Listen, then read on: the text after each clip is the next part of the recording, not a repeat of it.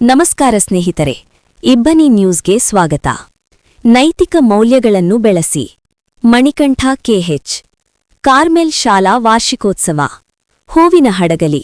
ಪಾಲಕರು ಮಕ್ಕಳಲ್ಲಿ ನೈತಿಕ ಮೌಲ್ಯಗಳನ್ನು ಬೆಳೆಸಿ ಎಂದು ಪಿಎಸ್ಐ ಮಣಿಕಂಠ ಕೆಎಚ್ ಅಭಿಮತ ವ್ಯಕ್ತಪಡಿಸಿದರು. ಪಟ್ಟಣದ ಮೌಂಟ್ ಕಾರ್ಮೆಲ್ ಶಾಲೆಯ 2025-26 ಸಾಲಿನ 15ನೇ ಶಾಲಾ ವಾರ್ಷಿಕೋತ್ಸವದಲ್ಲಿ ಮುಖ್ಯ ಅತಿಥಿಗಳಾಗಿ ಮಾತನಾಡಿದರು. ಬೋಧನೆ ಜೊತೆಗೆ ಮಾನವೀಯ ಸಂಬಂಧಗಳು, ಸಮಾನತೆ, ಸಾಮರಸ್ಯ, ಸೌಹಾರ್ದತೆ ಬೆಳೆಸುವ ನಿಟ್ಟಿನಲ್ಲಿ ಶಿಕ್ಷಣ ಸಂಸ್ಥೆಗಳು ಸ್ಪಂದಿಸಲಿ ಎಂದು ತಿಳಿಸಿದರು.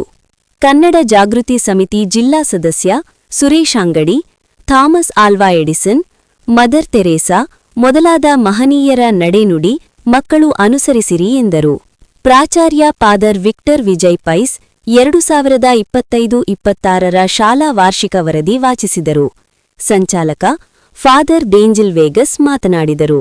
ಮಕ್ಕಳ ಉತ್ತಮ ಭವಿಷ್ಯ ರೂಪಿಸುವುದು ಸಂಸ್ಥೆಯ ಮುಖ್ಯ ಧೋರಣೆಯಾಗಿದೆ ಎಂದು ತಿಳಿಸಿದರು. ಪಟ್ಟಣ ಸಿಆರ್ಪಿ ವೀರೇಶ ಬಗಲಿ ಮಾತನಾಡಿ, ಸಂಸ್ಥೆ ಮುಂದಿನ ದಿನಗಳಲ್ಲಿ ಕನ್ನಡ ಮಾಧ್ಯಮದಲ್ಲಿ ಶಿಕ್ಷಣ ನೀಡಲು ಮುಂದಾಗಬೇಕು ಎಂದು ತಿಳಿಸಿದರು.